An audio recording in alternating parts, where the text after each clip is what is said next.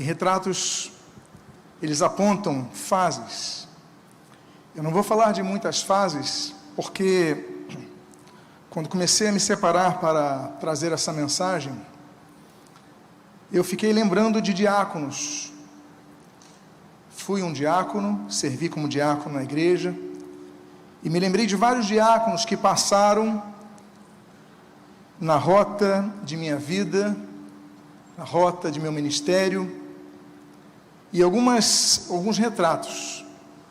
Eles amarelaram, eles se perderam. Eu quero nessa tarde falar sobre o tema que você pode ler em tela, chamado Prioridades Alteradas. Eu convido a que você abra a sua Bíblia no livro de um profeta que nasce na Babilônia, durante os 70 anos do cativeiro, o profeta Ageu. Abra a sua Bíblia no livro do profeta Ageu, capítulo de número 1, versículo de número 7. Enquanto você encontra, um pouco antes de Zacarias, um dos últimos livros do Antigo Testamento, um livro com apenas 38 versículos, mas que traz uma expressiva mensagem. Vocês encontraram o texto? Eu quero convidar a você a ficar de pé então para fazermos a leitura inicial, versículo número 7, e eu vou ler a versão revista e atualizada. Registra a palavra de Deus: assim diz o Senhor dos Exércitos, considerai o vosso passado. Oremos. Pai amado, Deus bendito, nós glorificamos, adoramos, entronizamos, exaltamos o teu santo e precioso nome. Te agradecemos porque tu és fiel e és bom o tempo todo. Pedimos, Deus, que face a tua graça e misericórdia, fales com cada um de nós nesta tarde. Abençoa as nossas vidas, fortalece o nosso ser, renova-nos nesta tarde. Que não voltemos aos nossos lares como chegamos, mas que voltemos renovados, restaurados em ti. E o que nós pedimos, nós fazemos agradecidos em o nome de Jesus. Amém e amém. Podem tomar os seus assentos. E quando você sentar, eu gostaria de fazer um pedido apenas. Que você por alguns segundos feche os seus olhos e se lembre do dia de sua consagração diaconal. Se lembre das mãos que foram colocadas em sua cabeça. Se lembre do convite que lhe foi feito. Se lembre daquela cerimônia. Nesse momento você possa fazer mais uma oração agradecendo a Deus por aquela data. Pai amado, nós te agradecemos e pedimos, Pai, nesta mensagem cujo texto base, ele exclama: considerai o vosso passado, que nós possamos considerar aquela data, considerar tudo que nos atribuístes e nos confiastes, e renovar a nossa vida. O que nós pedimos, nós fazemos agradecidos em nome de Jesus. Amém e amém. Se passaram 17 anos do retorno de Israel para reconstruir as muralhas, reconstruir o templo. Mas depois de pouco tempo, o templo continua em ruínas. Nada mais é feito. Por quê? Porque os trabalhadores, eles se acomodaram. Os trabalhadores, eles falaram: bom, nós já viemos, já saímos do cativeiro, já passamos, já temos a nossa própria terra, já temos o nosso próprio terreno, as nossas próprias casas, e agora não precisamos mais nos preocupar com o templo. Então Deus levanta um profeta chamado Ageu, que significa festivo, Hagai, e levanta esse profeta para trazer uma palavra àquelas pessoas que foram chamadas para servir e não serviam mais. Eu sei que essa mensagem abrange novos diáconos, mas abrange diáconos que já têm um tempo de caminhada. Eu quero dedicar especialmente a eles, assim como aos novos, mas aqueles que estão desanimados, aqueles que perderam vigor no serviço diaconal, aqueles que perderam a vontade de reerguer ou continuar erguendo e renovar aquele serviço para o qual Deus os chamou, para que possam refletir nos próximos minutos sobre essa palavra.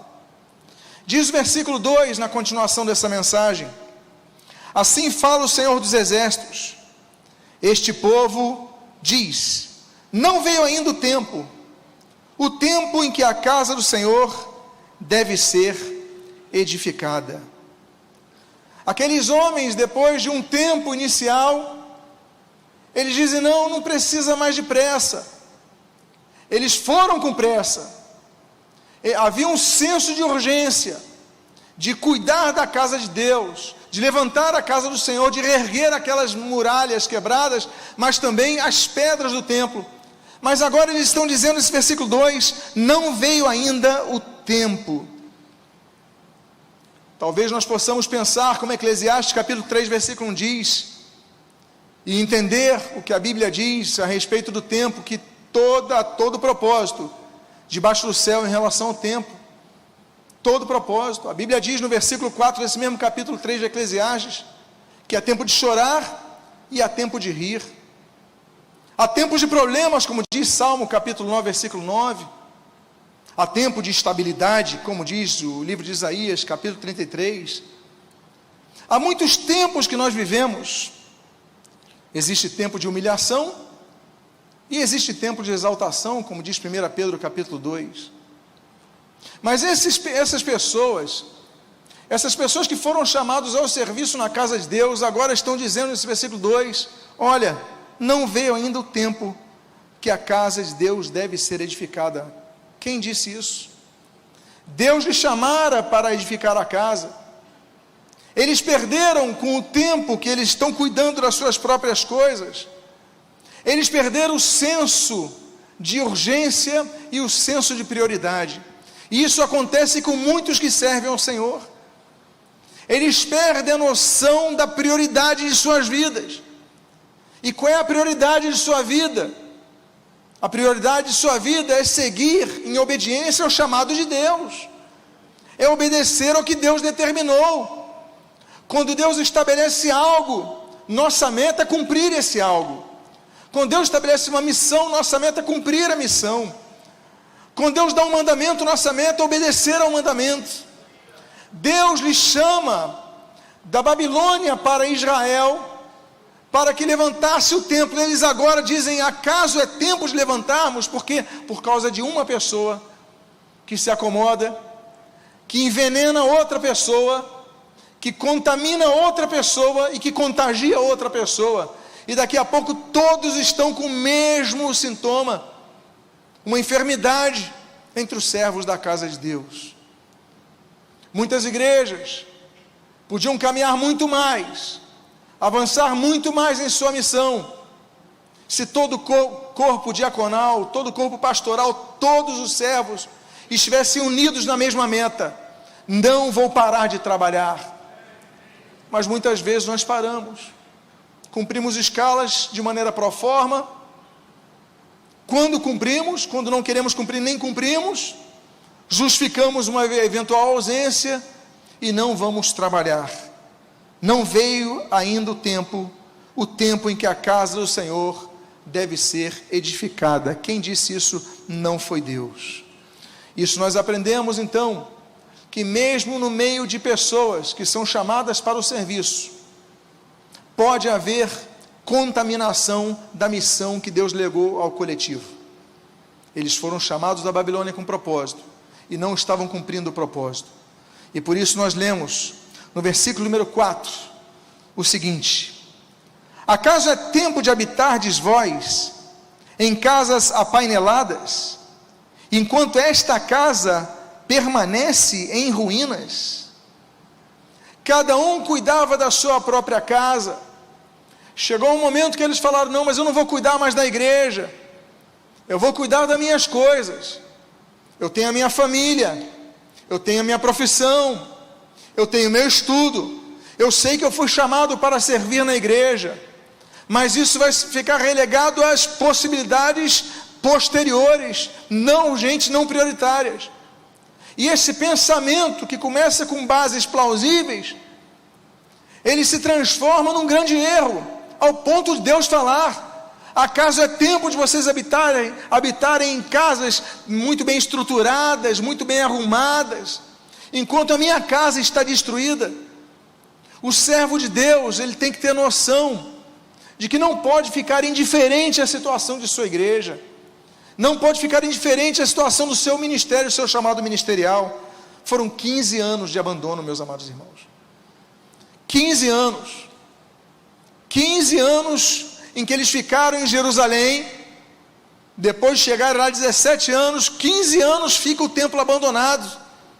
15 anos sem culto. 15 anos sem adoração. E por que eles foram? Reconstruir os muros, sim, mas o templo também, o local de culto.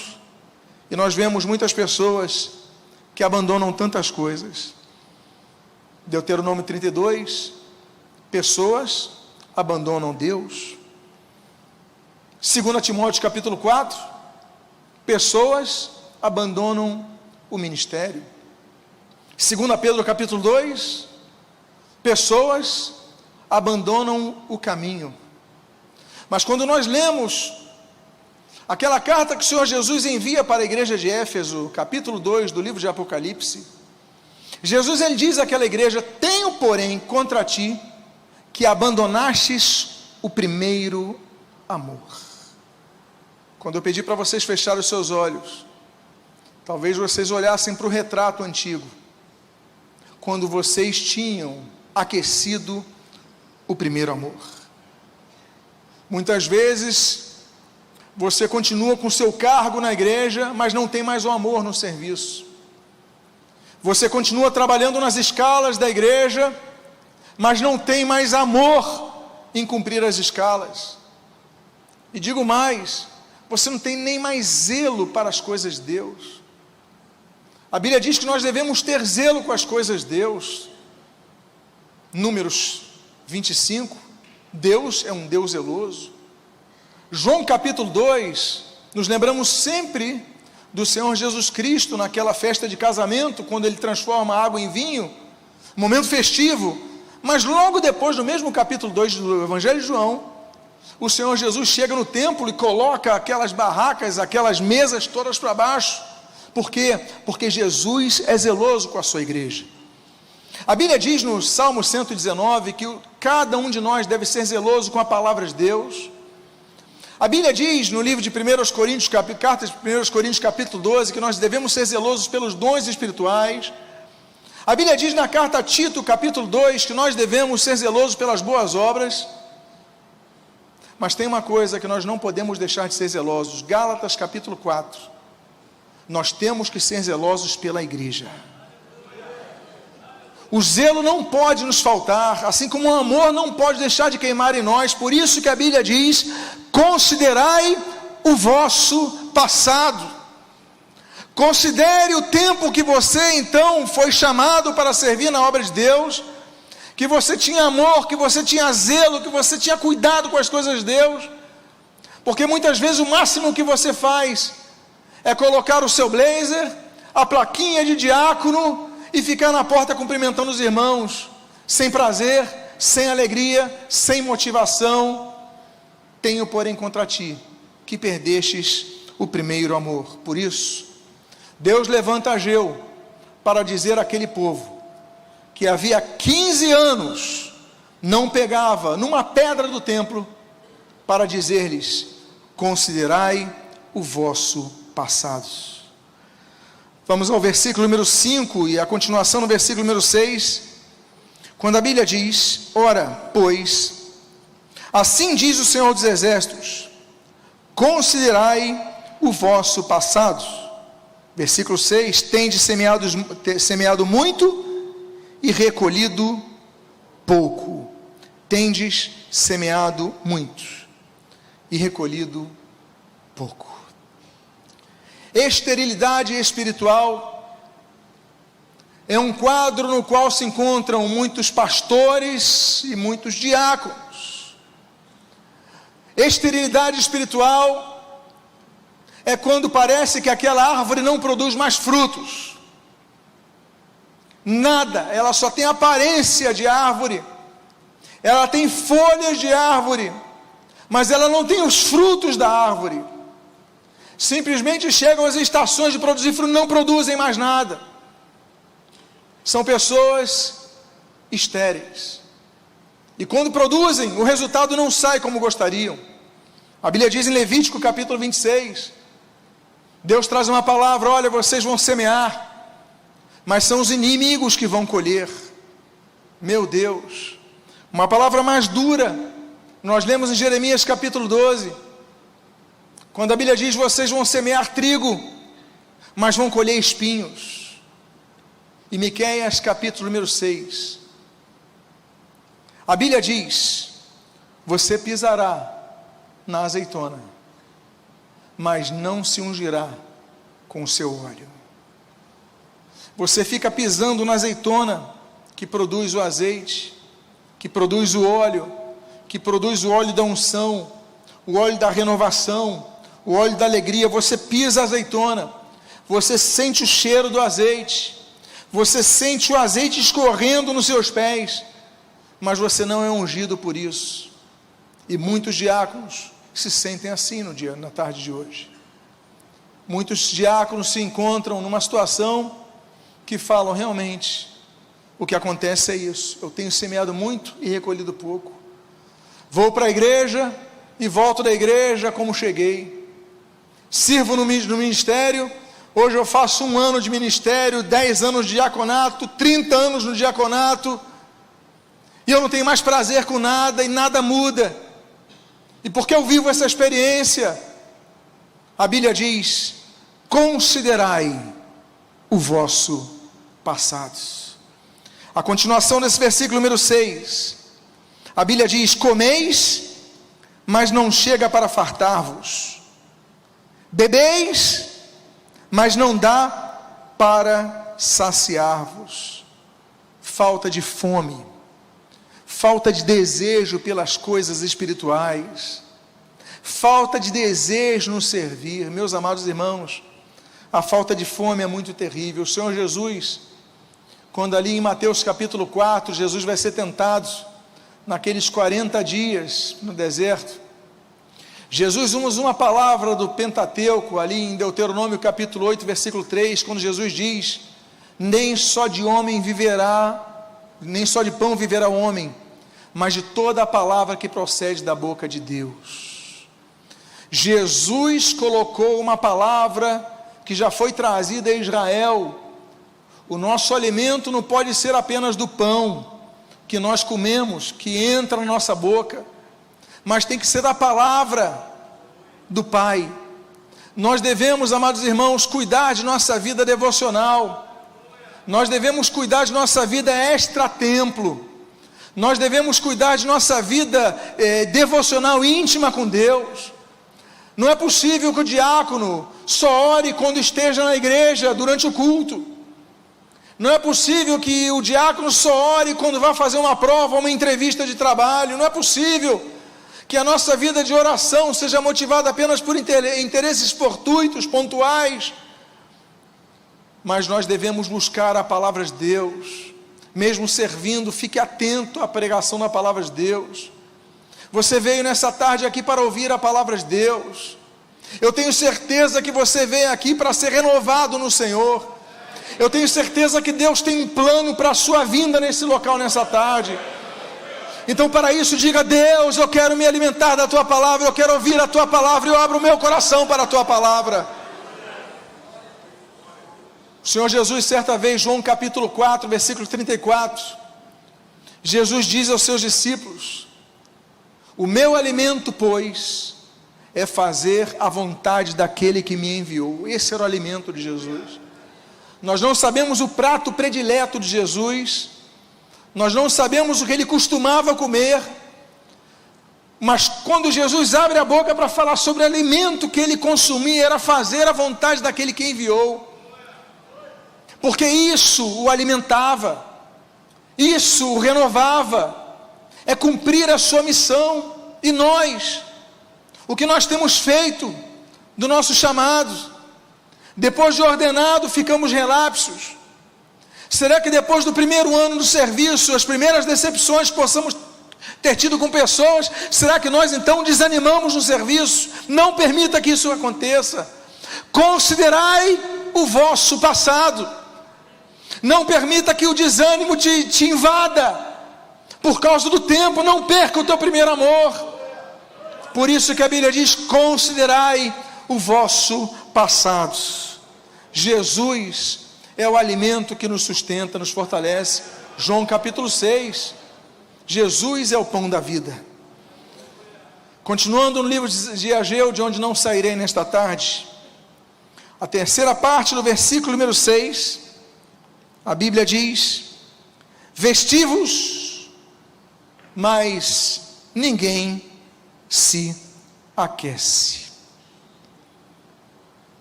Vocês se vestem, vocês trocam as suas roupas, mas não são aquecidos.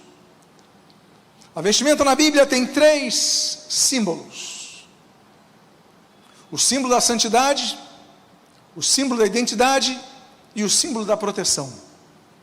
3 aplicações que podem ser usadas, e podíamos pregar só sobre isso no outro dia, mas o símbolo da santidade, da identidade e da proteção não podem sair de nossa mente. Esse povo se vestia, mas não conseguia se aquecer, não conseguia se proteger. Quando o pecado entra no mundo, a Bíblia diz, em Gênesis capítulo 3, versículo 7, que eles colocam folhas de figueira para se cobrir. Aí no versículo número 21, desse capítulo 3 de Gênesis, a Bíblia diz que Deus os cobre com peles de animal, ou seja, um sacrifício. Uma profecia sobre o sacrifício de Cristo, que João capítulo 1, versículo 29 diz que é o Cordeiro de Deus, que tira o pecado do mundo. Mas o fato é que nós podemos vestir várias vestes e estarmos descobertos. Nós podemos vestir, por exemplo, a veste dos sacerdotes, Êxodo capítulo 28, que eles tinham aquelas vestes talares bonitas, mas quantos sacerdotes viviam no erro? As suas vestes não os cobriam, as pessoas os identificavam como sacerdotes, mas não eram. As vestes de reis, Ester capítulo 6, as vestes reais, são reis, mas podem estar com frio na sua alma. Um outro tipo de veste, a veste que Davi veste, a veste de guerreiro, 1 Samuel 17, 1 Samuel 18, ele veste de Saul, depois ele veste de Jonatas, veste de guerreiro. Mas a veste do guerreiro não faz o guerreiro, como mostra o próprio Davi em 1 Samuel 17. Não foi a sua veste que lhe deu vitória, foi a sua ousadia, a sua coragem, a sua intrepidez, a sua fé, que fez derrubar Golias. A verdadeira veste que nós devemos ter é aquela que Romanos capítulo 13 nos aplica. Devemos nos revestir de Cristo. A Bíblia fala em Colossenses capítulo 3, que as nossas vestimentas devem ser espirituais, e nós devemos cuidar com isso. Por quê? Porque muitas das vestes estão manchadas. As vestes brancas que simbolizam santidade. A Bíblia fala em Apocalipse capítulo número 3, contra a igreja de Sardes: olha, alguns de vocês não contaminaram as suas vestes de carne. Por quê? Porque o serviço diaconal não é completo apenas na realização de suas tarefas ou no cumprimento de suas escalas, mas é na vida devocional com Deus, na busca pela santidade, na luta diária contra a vontade da carne. É uma luta diária que tem que ser vencida diariamente, pastor, diácono, irmão, irmã. Então nós devemos lutar, estar vestidos, mas aquele povo, diz o texto que nós lemos, vocês se vestem, mas ninguém se aquece. Talvez eles se lembrassem da época da Babilônia, que era um povo que estava exilado, mas que era um povo que estava aquecido. E aí na continuação do versículo de número 6, a Bíblia diz: e o que recebe salário, recebe para pô-lo num saquetel furado. Por isso, os céus sobre vós retêm o seu orvalho, e a terra os seus frutos. Fiz vir a seca sobre a terra. Deus envia seca. Deus envia crise. A Bíblia diz claramente no texto que você está lendo: e o que recebe salário, recebe para pôr num saquetel furado. Crise financeira. O dinheiro não fica, o salário não fica, se esvai. E o texto diz: por isso os céus sobre vós retêm o orvalho, fiz vir seca sobre a terra. Deus manda a seca sobre Judá, Jeremias capítulo 14. Deus levanta o profeta Elias para ir até Acabe, assim que ele se casa com Jezabel. 1 Reis capítulo 17, ele fala: olha, vai vir seca sobre a terra durante 3 anos. O seu sucessor Eliseu, ele vai falar no 2º livro de Reis, capítulo número 8, ele vai dizer: vai vir uma seca aqui, 7 anos sobre a terra. São palavras de Deus contra o seu povo, são palavras de Deus contra o seu povo. A praga vem, o juízo vem, até porque a Bíblia diz, dentre os juízos de Deus, em 1 Pedro capítulo 4, versículo 17, o juízo, pois, começa pela casa de Deus. O que nós devemos ter para que o juízo não entre em nossa casa, em nossa vida ministerial, é aquilo que nós lemos em Êxodo capítulo 12, quando no umbral de nossa casa, de nossa porta, para que o anjo que passou pelo Egito, foi ceifando a vida dos primogênitos daquela terra, ele não passava pela casa que tinha o sangue do cordeiro, ele não olha para a placa de diácono, ele não olha para o título de pastor, ele olha para o sangue de Jesus, que está brilhante no umbral da sua porta. Meus amados irmãos, a vida devocional é importantíssima, é fundamental, é necessária, é primordial, é basilar. Por isso a Bíblia fala para todos nós que servimos ao Senhor: considerai o vosso passado. 15 anos abandonando a casa de Deus, 15 anos tendo título de pessoas que foram chamadas para reerguer a casa de Deus, mas não estavam fazendo nada.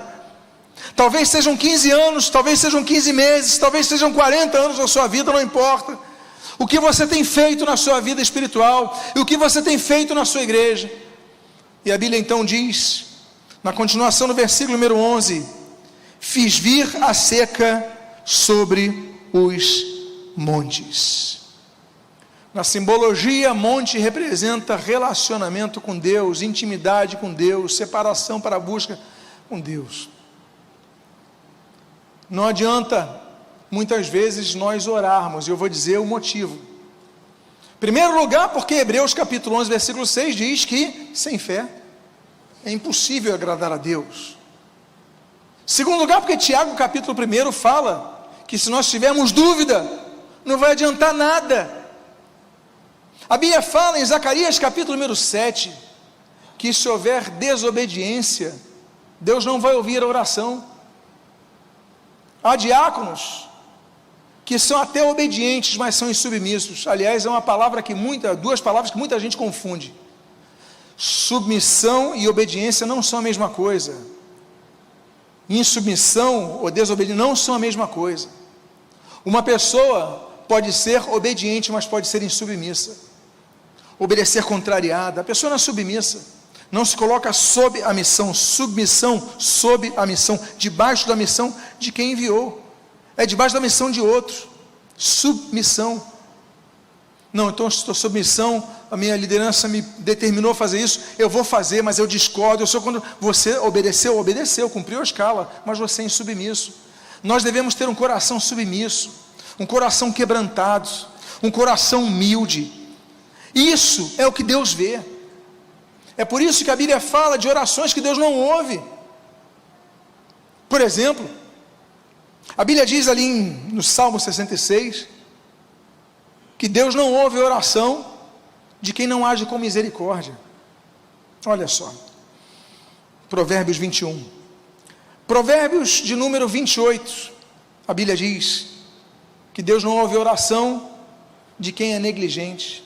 Aí nos lembramos do texto de Jeremias 48:10, Maldito aquele que faz a obra do Senhor relaxadamente, negligentemente, de qualquer maneira. Por isso que o texto sagrado de Ageu diz: considerai o vosso passado. É para olharmos para aquele tempo que nós tínhamos o ardor, e eu vou dizer mais, o temor em servir a casa de Deus. Você não veio aqui para perder o seu tempo, você veio aqui para ouvir a palavra de Deus e mudar para melhor. Então considere o seu passado, porque é momento de mudança. E a Bíblia diz então, na continuação no versículo número 11, que eu fiz ver seca sobre o cereal. Cereal representa o pão. Jesus é o pão da vida, João capítulo 6, mas quando ele parte o pão, ele diz: este é o corpo, este é o meu corpo. E o corpo de Cristo é qual? A igreja. Há diáconos que deixaram de se congregar, que só vão aos cultos quando estão escalados. Talvez você conheça alguns. Se a pessoa está escalada, vai no culto. Se ela não está escalada, não vai no culto. Considerai o vosso passado. A Bíblia diz que nós devemos nos congregar enquanto é dia. Hebreus capítulo 10, versículo 25. A Bíblia diz, Atos capítulo 2, versículo 1, que estavam todos reunidos ali, mesmo diante das perseguições, da recente morte de Cristo. Todos estavam reunidos, não deixaram de se reunir. A Bíblia diz em 1 Coríntios capítulo 2 que nós somos como um corpo, membros uns dos outros, partícipes uns dos outros. A Bíblia diz em Efésios capítulo 4 que nós devemos nos ligar, nos unir, para que possamos gerar o crescimento da igreja. O crescimento da igreja não depende só do pregador. O crescimento da igreja depende muito da unidade do seu corpo. E se a liderança não estiver unida, como ela vai crescer? Tem que haver unidade. Por isso que a Bíblia diz, em 1 João capítulo 1, versículo 7, mas se andarmos na luz, como Ele está na luz, mantemos o que? Comunhão uns com os outros, e o sangue de Jesus nos purifica de todo o pecado. Nós gostamos apenas do final do versículo 7, o sangue de Jesus nos purifica de todo o pecado, mas a Bíblia diz, e o sangue de Jesus nos purifica de todo o pecado, se o que? Mantivermos comunhão uns com os outros, se andarmos na luz, ou seja, vida devocional, vida coletiva. E meus amados irmãos, muitos já perderam o prazer de congregar. Talvez você esteja nessa reunião porque o teu pastor quase que obrigou, determinou, orientou a que você estivesse aqui. Falou: os diáconos têm que ir nessa reunião. Talvez você tenha vindo nessa reunião porque um diácono insistiu: vamos lá, vamos dessa vez. Você veio, essa palavra é para você. Considerai o vosso passado. A Bíblia continua dizendo que fiz ver seca sobre a terra, sobre os montes, sobre o cereal, mas agora diz, e sobre o vinho. Simbologia bíblica: o vinho representa alegria. João capítulo 2, já citei aqui, Jesus transforma a água no vinho do casamento que tinha acabado. Volta a ver o momento de alegria ali, e muitos perderam a alegria no serviço. A Bíblia diz em Neemias capítulo 8, a alegria do Senhor é a nossa força. E você se sente fraco, e não entende.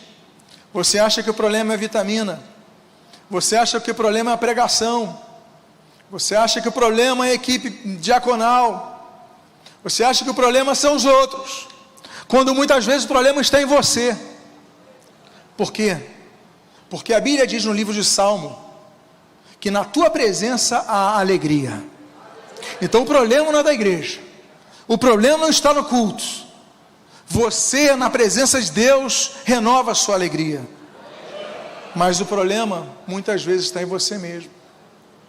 Por isso que a Bíblia diz, o salmista no Salmo 51, ele diz: restitui-me, Senhor, a alegria da tua salvação. Uma das orações mais profundas, que demonstra a máxima das máximas sinceridades, renova em mim, restaura em mim a alegria da tua salvação. Por quê? Porque a Bíblia diz, no Salmo de número 100, o seguinte: servi ao Senhor com alegria e apresentai-vos a Ele com cânticos. Servi ao Senhor com alegria. E a pergunta é: será que para as pessoas que estão presentes aqui ouvindo essa mensagem, será que elas estão servindo nas suas igrejas ao Senhor com alegria? Ou será que elas estão servindo por obrigação? Estão servindo porque um dia foram levantadas, ordenadas, consagradas, porque estão na escala e não tem nenhuma alegria de servir? Isso precisa ser mudado. Considerai o vosso passado. Considerai o vosso passado. Considerai o vosso passado. Diga à pessoa que está do seu lado: considere o seu passado. Nós devemos olhar para trás. Não podemos deixar que a acomodação nos anule, nos neutralize, nos mate. Porque o céu não é uma porta para os diáconos, é a porta para o salvo. Os diáconos precisam se arrepender, os pastores, os bispos, cada um de nós. Meus amados irmãos, servir ao Senhor com alegria. Será que nós vivemos esse salmo em nossas vidas? Mas o Senhor fez vir seca sobre as montanhas, sobre os cereais, sobre vinho, e continua o texto, sobre o azeite. O azeite era o material que mantinha o fogo aceso. O azeite e o óleo era de onde saía as chamas. A chama na presença de Deus. Êxodo capítulo 3, ali no Monte Horebe, aquela sarça onde a presença de Deus se manifestou, ela tinha chamas, mas não consumia aquele vegetal, aquele arbusto. Presença de Deus. Quando nós lemos sobre a presença de Deus no Monte Sinai, Êxodo capítulo 19, diz que ali havia fogo. Presença de Deus. A presença de Deus que dirigia Israel no deserto durante a noite como uma coluna de fumaça. Êxodo capítulo 13, presença de Deus. Elias tem dois momentos que se depara com fogo. O primeiro deles está ali em 1 Reis capítulo 18, quando no Monte Carmelo ele clama ao Senhor pela sua presença, a manifestação do teu poder, naquele alagado altar, e desce fogo do céu e consome o sacrifício. Presença de Deus. E quando Eliseu cruza o Jordão, a Bíblia diz que ele sobe, e ao redor daquela subida havia fogo. Presença de Deus. É por isso que Levítico diz no capítulo 6, olha, o fogo nunca pode se apagar no altar. Tem que sempre haver fogo, meus amados irmãos, porque esse fogo é o que nos purifica. É o que nós lemos ali em Isaías capítulo 6, quando Isaías vem um serafim, a única menção dos serafins na Bíblia, pega uma tenaz com a brasa, coloca a brasa aquecida, a brasa quente, coloca no lábio do profeta, e os seus lábios são purificados. Nós precisamos do fogo. A fogo é a presença do Espírito Santo. Atos capítulo 2. Nós precisamos que essa chama se mantenha, mas a questão é que ele fez ver seca. Veio seca sobre as montanhas, veio seca sobre o cereal, veio seca sobre o vinho, veio seca sobre o azeite. Parece que a sua vida está ressecada. Parece que você já não tem mais prazer no serviço. E eu quero então encerrar com o versículo número 14. Quando a Bíblia diz, para aquele povo que considerou o seu passado, o Senhor despertou o espírito de Zorobabel, filho de Salatiel, governador de Judá, e despertou o espírito de Josué, filho de Josadaque, o sumo sacerdote, e o espírito do resto de quem? Todo o povo, e se puseram ao trabalho na casa do Senhor dos exércitos, seu Deus. O Senhor despertou o espírito de Zorobabel, o Senhor despertou o espírito de Josué, O Senhor despertou o espírito de cada um dos presentes ali, que considerou o seu passado, que falaram: eu vim aqui para ver mudança, eu estou aqui para ver mudança, eu quero mudança na minha vida, porque eu vou ver mudança na minha igreja também. Então eu quero fazer um convite a todos aqui nesse momento, que vocês por favor fiquem de pé. Fiquem de pé nesse momento, e nesse momento feche os seus olhos, e eu peço a você, considere o seu passado. Considere o seu passado e comece a orar agora. Senhor, eu quero renovar o primeiro amor na minha vida. Senhor, eu quero renovar o meu serviço a Ti. Eu quero servir ao Senhor com alegria, mas eu te peço, restitui essa alegria no meu coração. É momento de restituição. E se você é uma dessas pessoas, coloca a mão no seu coração, porque você veio aqui para ouvir a palavra de Deus, mas você veio aqui para sentir os efeitos dessa palavra, para ter transformação na sua vida. Então você precisa de renovação. Coloca a mão no seu coração agora. Eu quero convidar a você a não aceitar ficar como estava, mas ser renovado nessa tarde. Que a tarde de hoje seja um marco na sua vida, seja uma história na sua vida, seja um retrato na sua vida. E você colocou a mão no seu coração, vem aqui à frente. Nós queremos orar por você, porque hoje é tarde de restituição. Venha, você colocou a mão no seu coração, pode vir aqui à frente. Estou chamando aqui os diáconos, colocar a mão nos seus corações. Saia do seu lugar agora, vem aqui à frente. Nós vamos orar por sua vida. É amanhã, é tarde de restituição. Restituir o serviço com alegria, com amor, com zelo, com empenho, com temor. Várias pessoas estão vindo aqui à frente. Saia do seu lugar, porque hoje é uma tarde para marcar a sua vida. Você não veio aqui à toa. Você não veio aqui apenas para passar o seu tempo. Você veio aqui para firmar um momento com Deus, dizendo: Deus, eu vim para ouvir a Tua voz, e a Tua voz ecoou no meu coração. E eu te peço, restitui, Senhor. Restitui o que tem se perdido na minha vida. Eu não sonho mais com as questões ministeriais. Eu não tenho te buscado mais no meu íntimo. Considerai o vosso passado. Se você quiser dobrar o seu joelho, dobre o seu joelho. Se você quiser colocar a mão no seu coração ainda, continua colocando no seu coração.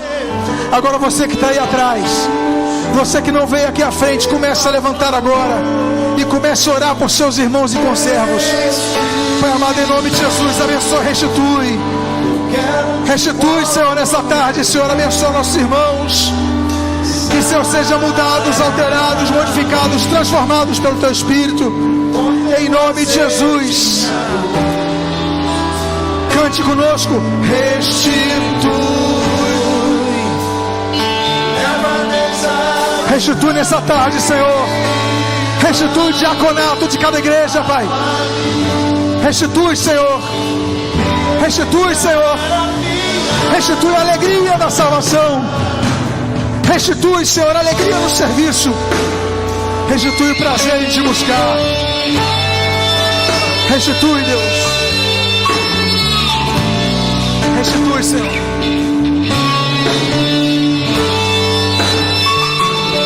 Cante. Os planos que foram embora, o sonho que se perdeu, o que era festa e agora é tudo que já morreu. Vou pedir aos bispos para que possam ministrar sobre cada uma das vidas aqui. Não é o que Deus planejou. Levante-se do chão, perda o amor. Restitui. Eu quero de volta, eu quero. Sara-me com teu azeite em minha luz. Restitui.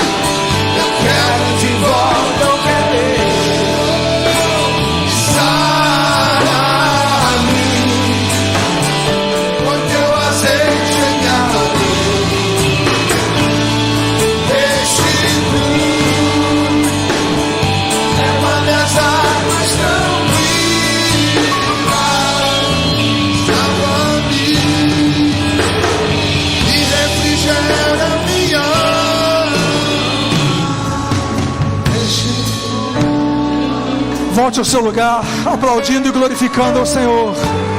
Volte ao seu lugar, exaltando ao Senhor. Diga à pessoa que está do seu lado hoje: foi tarde de restituição. Que Deus abençoe sua vida, rica e abundantemente, em nome de Jesus. Os planos que foram embora, sonho que Levante suas mãos aos céus. Levante suas mãos, diga isso. as festas e agora